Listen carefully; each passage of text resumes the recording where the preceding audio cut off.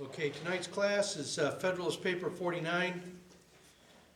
Remember, in one of the earlier Federalist papers, it said that who's the supreme authority in the United States? The people. The people are the supreme authority in the United States. Whereas the Constitution is the supreme law, the people are the supreme authority. And so Federalist 49 gets into the 5th article of the Constitution and why it's there. Madison said that even though there's faction that's in our government, faction that's in the 3 branches of government, and remember faction from Federalist 10 is the enemy of all popular government. He said even the people are subject to faction. And so they had to do something to prevent the people from their own best intentions. Because we know what best intentions are, right? The road to hell is paved with them. And there's proof of that all over the place. So with that, let's get right into it. The title of this is The Method of Guarding Against the Encroachments of Any One Department of Government by Appealing to the People through a Convention. So the people are the supreme authority, to appeal to the supreme authority. The Federalist number 49, published 5 February 1788. Hamilton and Madison both worked on this paper, and it was published in the New York Packet. To the people of the state of New York, as they all start out. The author of the Notes on the State of Virginia, quoted in the last paper, has subjoined to that valuable work the draft of a constitution, the draft of a constitution which had been prepared in order to be laid before a convention expected to be called in 1783 by the legislature for the establishment of a constitution for that commonwealth. Now, I'm going to mess up on a few words because if you remember, all this is taken right from the Founding Fathers and how they wrote it. And if you know anything about British English and American English, we spell color completely different, don't we? C-O-L-O-R or C-L-O-U-R, right? So they've got the misspellings and everything else they've got right in here. So I may have to figure out the word a little bit. So that's it's the draft of a constitution. The plan, like everything from the same pen, marks a turn of thinking original, comprehensive, and accurate, and is the more worthy of attention, as it equally displays a fervent attachment to the Republican government and an enlightened view of the dangerous propensities against which it ought to be guarded. One of the precautions which he proposes, and on which he appears ultimately to rely as a palladium to the weaker departments of power against the invasions of the stronger, is perhaps altogether his own, and as it immediately relates to the subject of our present inquiry, ought not to be overlooked.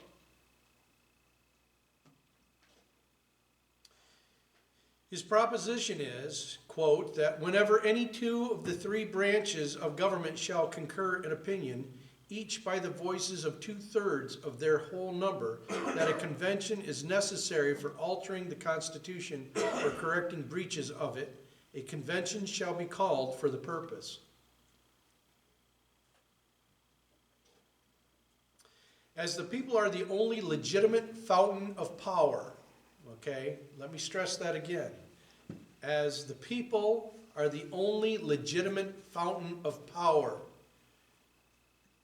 Where in that sentence does it infer that the Supreme Court is the arbiter of what is and is not constitutional? It's not what that sentence purveys at all, does it? As the people are the only legitimate fountain of power, and it is from them that the constitutional charter under which the several branches of government hold their power. So government only holds their power because of what? The Constitution. And who is the legitimate fountain of power of that Constitution? The people. Okay? So whenever I tell people that the highest government is your local government, they go, bah. No. We found out in 45 that the federal government can't exist without the state government, right? Is that true or false? It's true. So that means that the state government can't exist without the county governments because the state is too big to be a republic, right? So the state is dependent on the county governments, correct? The county governments are dependent on what? The township governments and the villages and cities, right? And those governments are dependent on who? The people. So if I've got an area of land that there isn't any people, there isn't any local government there at all, is there? So just as the federal government's dependent on the state is dependent on the counties are dependent on the townships, and the townships are dependent on us, we the people. There you go, that first sentence. As the people are the only legitimate fountain of power. If I had a penny every time I was told I was wrong on that. These aren't my words, these are Hamilton and Madison's words, okay? I'm just the messenger. So let's start that. As the people are the only legitimate fountain of power, and it is from them that the constitutional charter under which the several branches of government hold their power is derived, it seems strictly consonant to the Republican theory to recur to the same original authority, not only whenever it may be necessary to enlarge, diminish, or new model the powers of government, but also whenever any one of the departments may commit encroachments on the chartered authorities of the others. Think of that. The several departments being perfectly coordinate.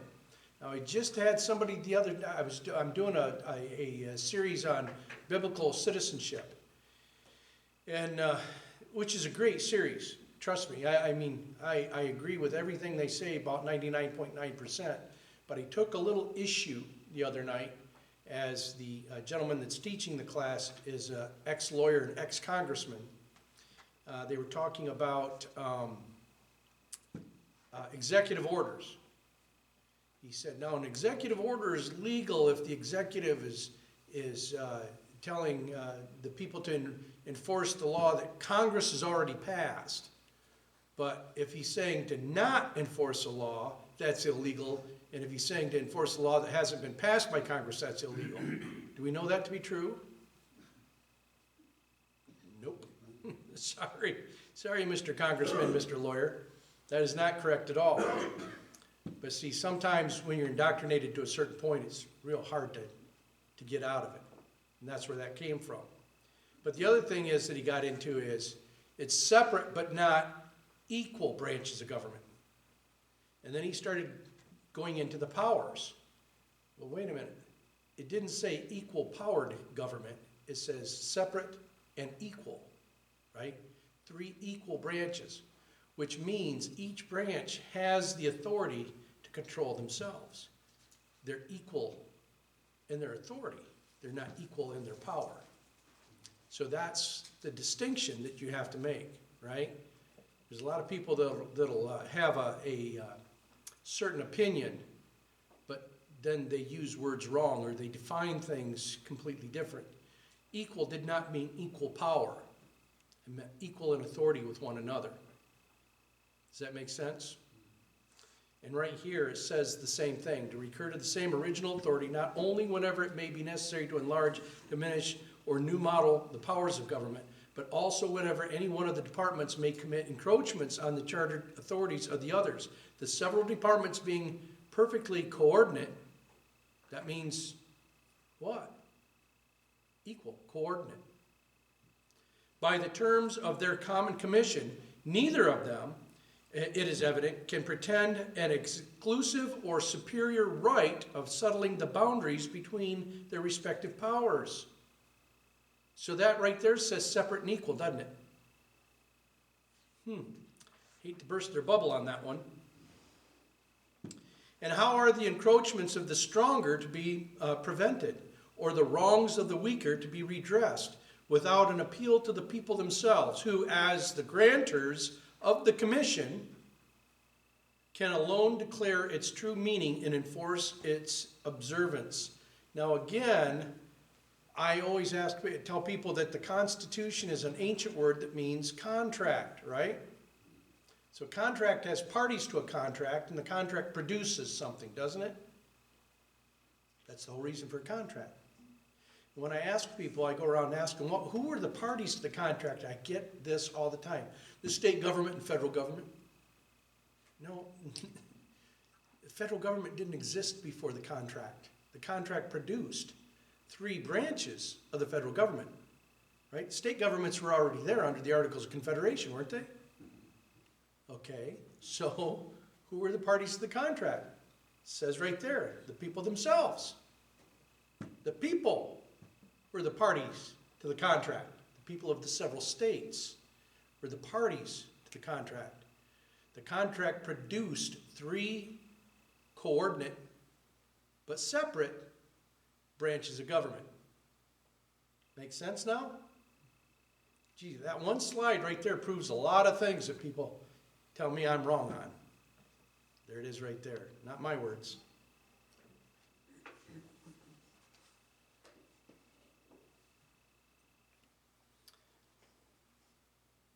I finished that whole thing, didn't I? Yes.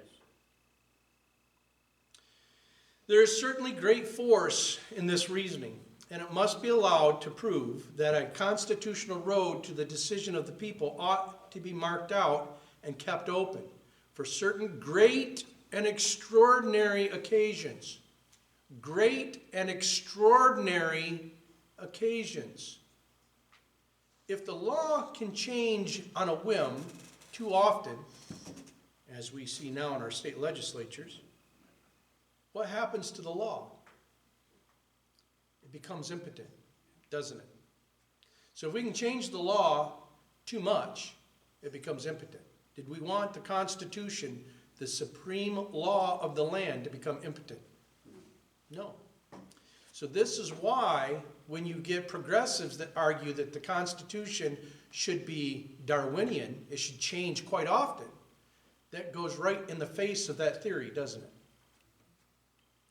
So it can't be Darwinian. It shouldn't change often. It should only change what they talk about here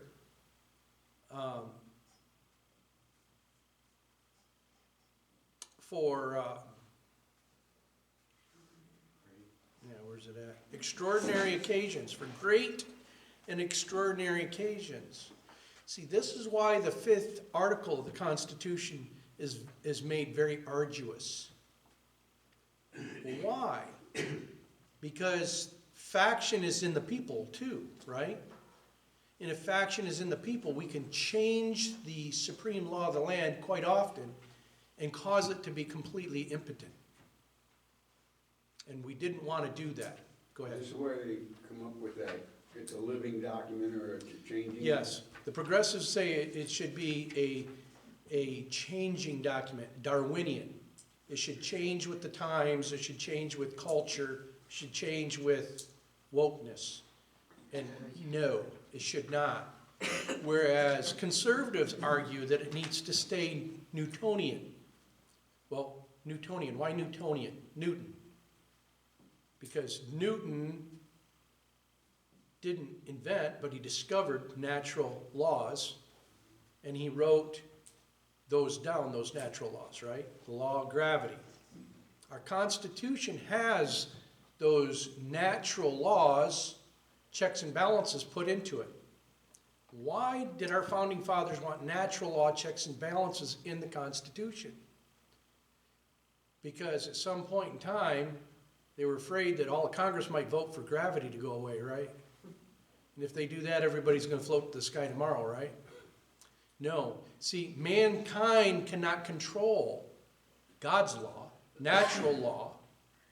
And so thereby understanding the natural nature of man by having natural law checks and balances in there, it keeps man from being able to mess with things. Why do you think the Constitution only calls for coinage of gold and silver as our tender? Because God controls the amount of gold and silver, right? That's natural law. So it's really hard to create inflation and steal from the people and control Keynesian economics when God controls the amount of money rather than government. Because we can see right now when government controls the amount of money, what's going on? Right? Our economy's right in the toilet. And why? Because there will always be some that will exert their power over the many. And who better to exert that power? A few rich men or God? I'd prefer God. That's why they put natural law in there. And that's what he's talking about here. So this is why the Constitution needs to stay Newtonian and not Darwinian.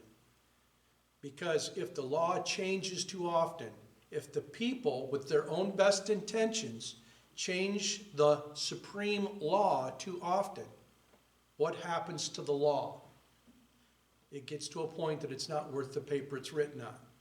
Look at our state laws. Getting pretty close to the same, right? Every time they come in, somebody has to justify their existence, so they create 1,000 new laws. Well, what about the ones that are no good anymore? Do we ever repeal those or get rid of them? Oh, no, we just make new ones, right? Well, at some point in time, what it does is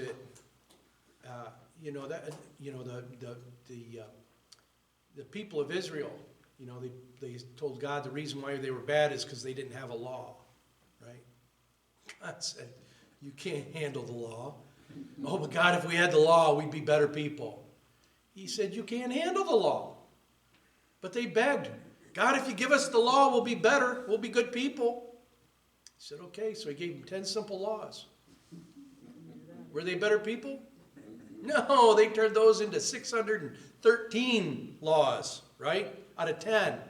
Because that's what mankind does. We destroy whatever we touch. And this is what our founders understood, the natural nature of man.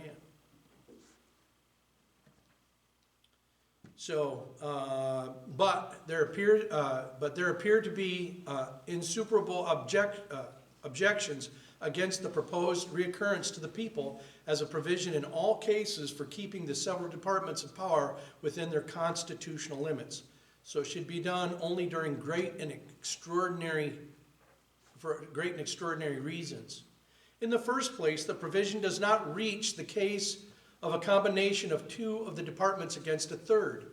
If the legislative authority, which possesses so many means of operating on the motives of the other departments, should be able to gain to its interest either of the others, or even 1/3 of its members, the remaining department could derive no advantage from this remedial provision. I do not dwell, however, on this objection, because it may be thought to lie rather against the modification of the principle than against the principle itself.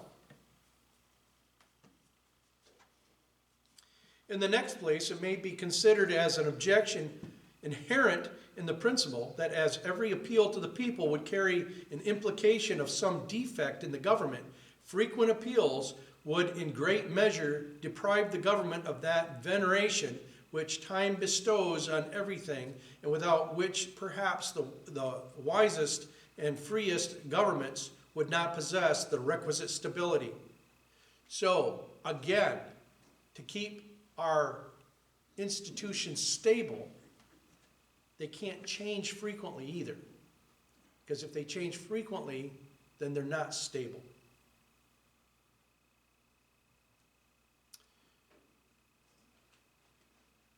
If it be true that all governments rest on opinion, it is no less true that the strength of opinion in each individual and its practical influence on his conduct depend much on the number which he supposes to have entertained the same opinion. What's he talking about there? Faction, right? Isn't he talking about faction there? Remember back to Federalist 10, what is a faction?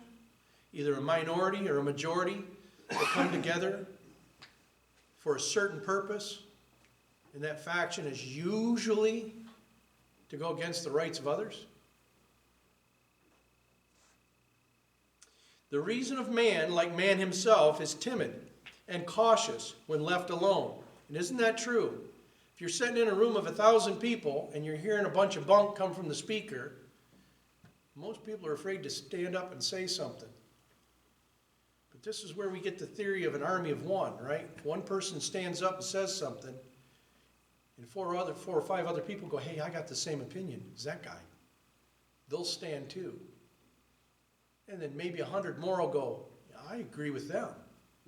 Becomes easier to stand, right?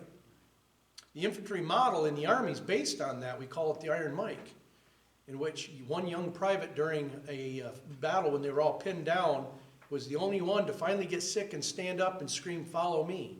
And he ran into gunfire, and everybody else jumped up and followed him. A private into gunfire. This is a true principle. One person left alone that has a certain opinion may not cause a lot of problems or say anything. But once they start feeling that they're part of a significant crowd, then they'll say something. When I was running for sheriff, people go, well, I'll support you and I'll vote for you if you're going to win. Well, that's the stupidest statement I ever heard, right? But everybody wants to support the winner, right? I had a grandmother that no matter what happened, she'd always go, oh, I knew that was going to happen. And I'd always say, Grandma, if you knew that was going to happen, well, why didn't you say something beforehand? Well, she was always right 100% after the fact. 100%. Never seen anybody like that. Loved her to death, though. If it be true that all governments rest on opinion, it is no less true that the strength of opinion in each individual and its practical influence on his conduct depend much on the number which he supposes to have entertained the same opinion. The reason of man, like man himself, is timid and cautious when left alone, and acquires firmness and confidence in proportion to the number with which it is associated. When the examples which fortify opinion are antenatal as well as numerous, they are known to have a double effect. In a nation of philosophers, this consideration ought to be disregarded. A reverence for laws would be sufficiently inculcated by the voice of an enlightened reason. But a nation of philosophers is as little to be expected as the philosophical race of kings wished for by Plato. And in every other nation, the most rational government will not find it a superfluous advantage to have the prejudices of the community on its side. So what are they talking about here? They're talking about the natural nature of man. This is probably one of the greatest geniuses of our founding fathers, is they understood the natural nature of man. And they didn't judge it good or bad. They just judged it what it was. This is how mankind operates. And that's why the Constitution and the checks and balances that they put in there and the natural law architecture that they put within the Constitution was so genius. That's why. That's why it worked. The danger of disturbing the public tranquility by interesting too strongly the public passions is a still more serious objection against a frequent reference of constitutional questions to the decision of the whole society, notwithstanding the success which has attended the revisions of our established forms of government, and which does so much honor to the virtue and intelligence of the people of America. It must be confessed that the experiments are of too ticklish a nature to be unnecessarily multiplied. We are to recollect that all the existing constitutions were formed in the midst of a danger which repressed the passions most unfriendly to the order and concord of an enthusiastic confidence of the people in their patriotic leaders, which stifled the ordinary diversity of opinions on great national questions, of a universal ardor for new and opposite forms produced by universal resentment and indignation against the Antonic government. And whilst no spirit of party connected with the changes to be made or the abuses to be formed could mingle its leaven in the operation, the future situations in which we must expect to be usually placed do not present any equivalent security against the danger which is apprehended. So what he's saying is, do we remember Thomas Paine's, we covered Thomas Paine's speech on the American crisis, right? And he said crisis is a bad thing, but it can be a good thing too. Because in a crisis, those that normally would blend into the society, the Tories raised their heads. And they knew who was against them and who was with them at that point in time. But they didn't have that before. This is kind of what he's talking about. In that crisis, when they were all fighting to be free of being subjects under the King of England, there was a certain patriotism. Does anybody remember 9/11? There was a certain patriotism that happened, wasn't there? And people were like-minded towards the love of their country and the love of their Constitution and the love of their neighbor as themselves, their American neighbor.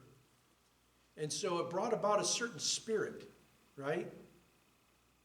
Well, this is what he's talking about. Most of these constitutions in these states were formed during that type of a spirit.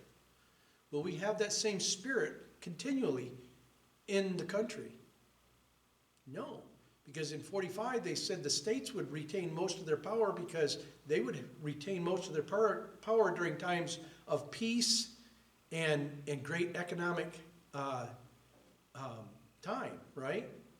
So the federal government and the powers that was delegated to them was only going to be necessary during times of war and crisis, right? This is what he's talking about. During those times of crisis, like we were during the Revolutionary War, people were more patriotic.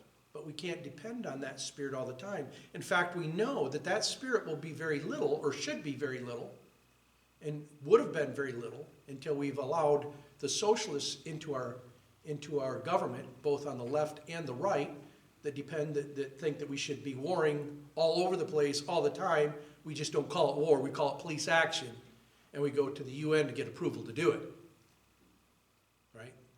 So it was supposed to be that we were only supposed to be in crisis like that very little, in which we were supposed to be in those times of peace and great economic building in the greatest amount of the time. So this is what he's talking about. This was a small exception of the time of the crisis when there was this patriotism. And so a lot of things that came out in those state constitutions were very good. But we couldn't depend on that attitude all the time.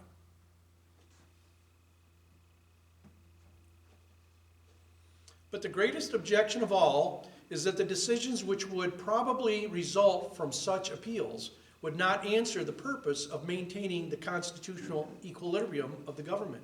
We have seen that the tendency of Republican governments is to an aggrandizement of the legislative. Remember, the legislative body is the biggest and most powerful branch of government. Listen to some people, they go, well, that means that they're not equal. No, they are equal. They just have more power. They're bigger and have more power. That's why they were only given 2-year terms, so that they'd be the most responsive to the people.